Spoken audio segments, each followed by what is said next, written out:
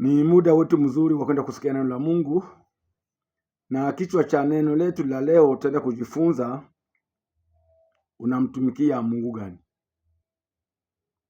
Wewe ambaye unaishi kanisani muda mrefu, miaka na miaka, unamtumikia Mungu gani? Hiyo ni swali kama vile title ya neno la leo ambayo tutaenda kujifunza. Watu wengi makanisani wanaishi miaka mingi, lakini hawajamjua Mungu ambaye wanayetumikia. Wanashiriki makanisani, wanaimba, wanahubiri, wanafanya maibada fulani, lakini hawajamjua Mungu ambaye wanayemtumikia. Wengi mpaka leo hii tuko nasema wanganashikilia kwamba kuna wamungu watatu. Kuna wamungu watatu ambao katika imani yao inawaambia kwamba kuna wamungu watatu. Kuna Mungu Baba, kuna Mungu Mwana, kuna Mungu Roho Mtakatifu. Katika maandiko matakatifu hakuna wamungu watatu, ila ni Mungu mmoja tu, ambaye Biblia inamtaja ya kwamba Mungu anayetajwa katika Biblia ni mmoja tu, na ni Yesu Kristo. Yeye ndiye Mungu mmoja ambaye anayepatikana katika Biblia, na vitu vyote vimefanyika kwa yeye. Mbingu imeumbwa kwa yeye, mbingu na duniani vyote viko katika mikono yake. Tusome neno la Mungu. Tunasoma neno la Mungu katika Wakorinto wa kwanza sura yake ya 8 mstari wa 6 hadi wa 7, inasema hivi: lakini kwetu sisi Mungu ni mmoja tu, aliye Baba, ambaye vitu vyote vimetoka kwake, nasi tunaishi kwake. Yuko na Bwana mmoja Yesu Kristo, ambaye kwake vitu vyote vimekuwapo, na sisi kwa yeye huyo. 7 nasema hivi: bali ujuzi huu haumo ndani ya watu wote, ila wengine kwa kuizoelea ile sanamu hata sasa hula kana kwamba ni kitu kilichotolewa sadaka kwa sanamu, na dhamiri zao kwa kuwa dhaifu hunajisika. Amen. Hapa maandiko yanatuambia kwamba kuna Mungu mmoja tu, sio wa Mungu wawili.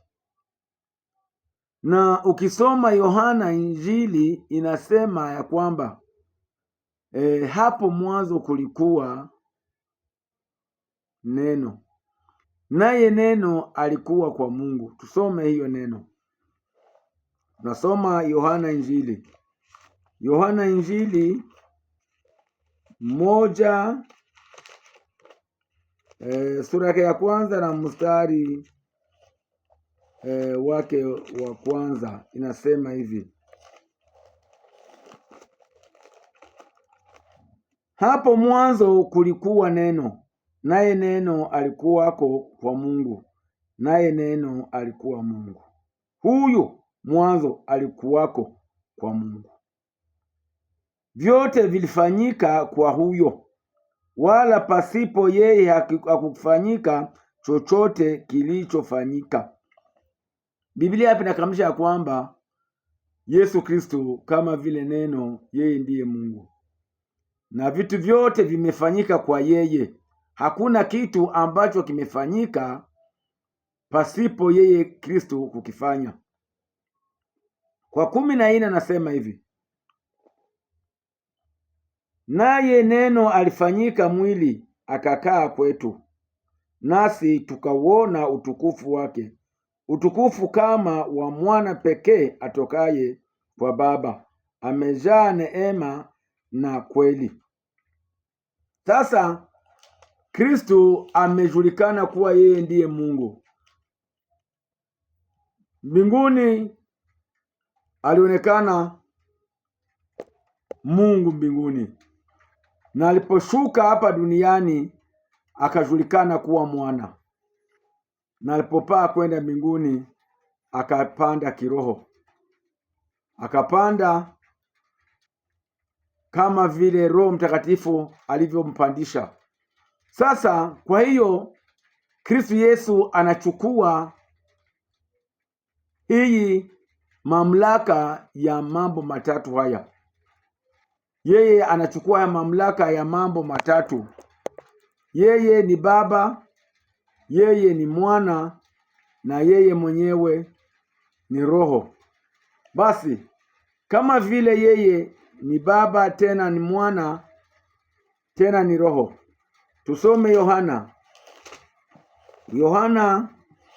14 mstari wake wa 6 hadi wa 7, inasema hivi: Yesu akamwambia, mimi ndimi njia na kweli na uzima, mtu haji kwa Baba ila kwa njia ya mimi. Kama mungalinijua mimi, mungalimjua na Baba. Tangu sasa mnamjua, tena mmemuona.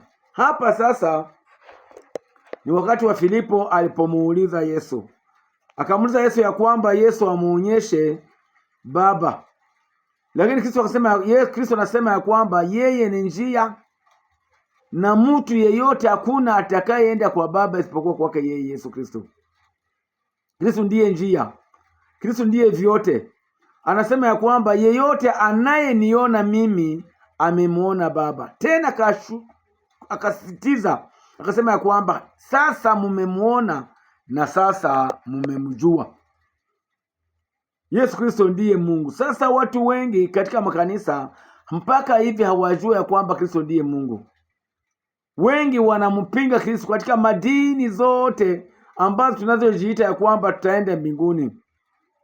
Madini ambazo zinajiita ya kwamba wao wataenda mbinguni ni madini za Kipentekoste, madini zinaongozwa na Roho Mtakatifu, lakini hakuna Roho Mtakatifu anayewaongoza, ila wao wanaonekana kwamba kama wao ndio wanaongoza roho. Sasa mtu anayeongozwa na Roho Mtakatifu ni lazima atembelee maandiko matakatifu, sio mtu wa kuchukua mambo fulani anaanza kuyatembelea.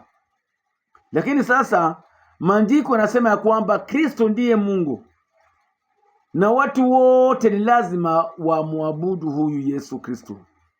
Watu wote ni lazima waamini huyu Yesu, kwa sababu huyu ndiye Mungu. Maandiko yanamshuhudia ya kwamba yeye ndiye Mungu. Peke yake anashitambulisha kwa Filipo, anasema ya kwamba anayeniona mimi amemwona Baba tayari, na sasa mmemuona pia na mmemjua. Kristo ndiye Mungu, lakini watu wengi wangali wanamtafuta Mungu ambaye mwenye hawajui.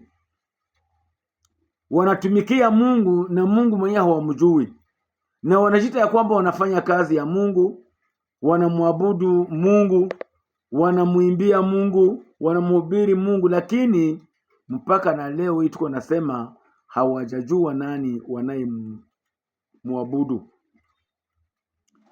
Wengi wanazingatia mambo ya mamila, wanazingatia mambo mengi ya mafundisho ya kibinadamu.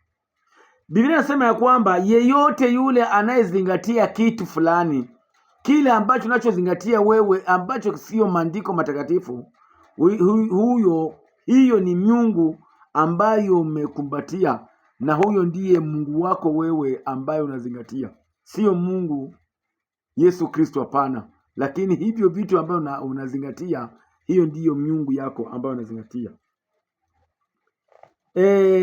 Maandiko matakatifu yanasema ya kwamba hao watu wengi hawamjui Mungu. Tukisoma tusome Isaya 29:13. Kitabu cha Isaya, tusome Isaya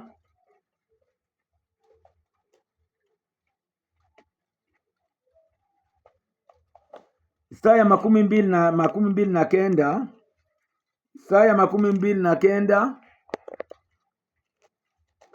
Isaya 29 na mstari wa 13 inasema hivi: Bwana kanena, kwa kuwa watu hawa hunikaribia na kuniheshimu kwa vinywa vyao, bali mioyo yao wamefarakana nami.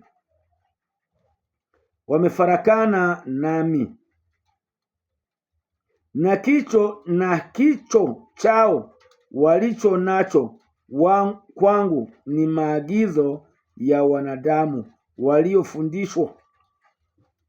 Hapa maandiko yanasema katika kitabu cha nabii Isaya, inasema ya kwamba watu hawa wanamwabudu kwa midomo tu, kwa vinywa vyao tu, lakini mioyo yao iko mbali. Na mtu yeyote ambaye angana abudu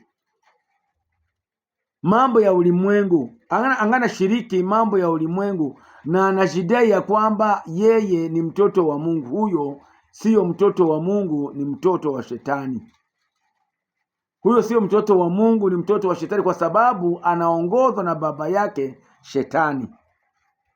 Lakini maandiko matakatifu yanasema ya kwamba wale watu ambao wote wanamwabudu Mungu kwa midomo tu, kwa vinywa vyao tu, lakini mioyo yao iko mbali, na wao wanashikilia yale mambo ambayo wamefundishwa na wanadamu, ambayo yaliyo kinyume na maandiko matakatifu kama vile Biblia. Na ukisoma Mathayo 15 mstari wa 8 hadi wa 9 inasema, watu hawa huniheshimu kwa midomo, bali mioyo yao iko mbali nami, wananiabudu bure. Na Marko tena 7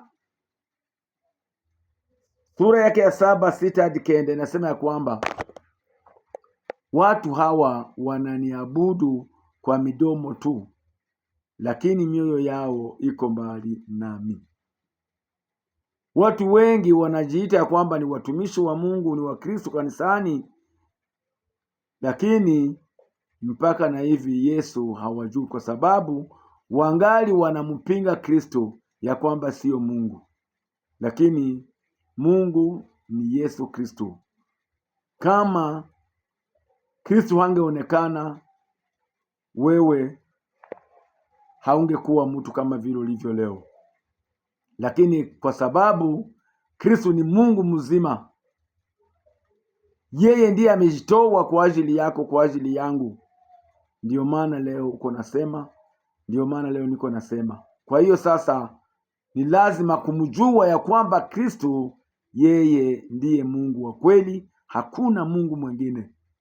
Lakini wale wote wanaompinga Kristo wanaabudu miungu, sio Mungu. Wale wote wanaompinga Kristo wanaabudu miungu, yani ni watumishi wa Shetani. Hata wanaweza ishi kanisani miaka na miaka, lakini ni watumishi wa Shetani. Mungu akubariki na Mungu akuwezeshe na Mungu akusaidie katika neno hili, likusaidie na likuinue nafasi, likuweke nafasi nyingine. Mungu akubariki. Amen.